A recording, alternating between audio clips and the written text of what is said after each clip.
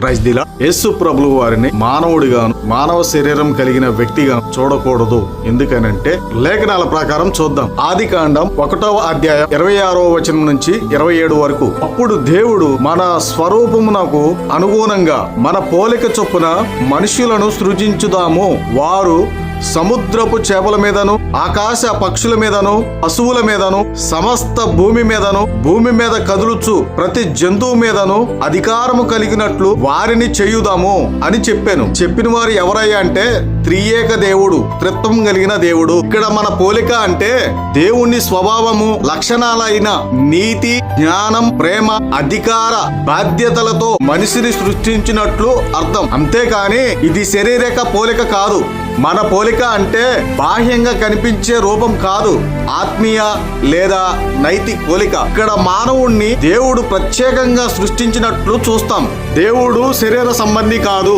యోహాను సువార్త 4వ అధ్యాయం 24వ వచనం. దేవుడు ఆత్మ గనుక ఆయనను ఆరాధించువారు ఆత్మతోనూ సత్యముతోనూ ఆరాధించవలెను. మరి మనకు బుద్ధి, ఆలోచన, శక్తి, జ్ఞానం ఇవన్నీ ఎక్కడి నుంచి వచ్చాయి అంటే దేవుడి నుంచే వచ్చాయి. ఏదోను తోటలో ఆదాము దేవుని ఆజ్ఞకు లోబడిన కారణాన్ని బట్టి దేవుని పోలిక మసకబారిందే తప్ప పూర్తిగా నశించలేదు.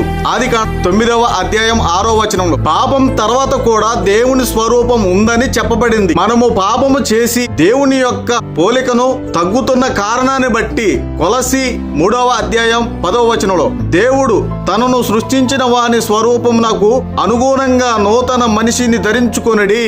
ఆయన తన పోలికలోనికి మరలా మనిషిని ధరింపజేయాలని ఆశ కలిగి ఉన్నాడు. ఎందుకంటే ఆయన మనలను కూడా శరీర సంబంధంగా చూడడం లేదు.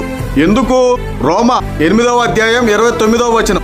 ఆయన కుమారుని పోలికలో ఉండునట్లు ముందే మనలను దేవుడు నియమించెను. ఎట్లాగా?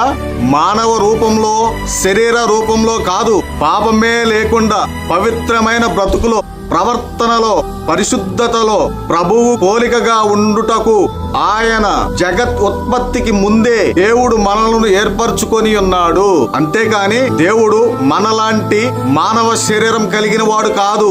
ఎవరు సమీపింపరాని తేజస్సులో ఆయన మాత్రమే వసించుచు అమరత్వం కలిగిన దేవుడు. దయచేసి ప్రభువైన యేసు క్రీస్తు వారికి పుట్టినరోజు వేడుకలు చేసి మహిమా స్వరూపి అయిన దేవుణ్ణి మానవ మాతృనిగా చేయొద్దు. Praise the lord.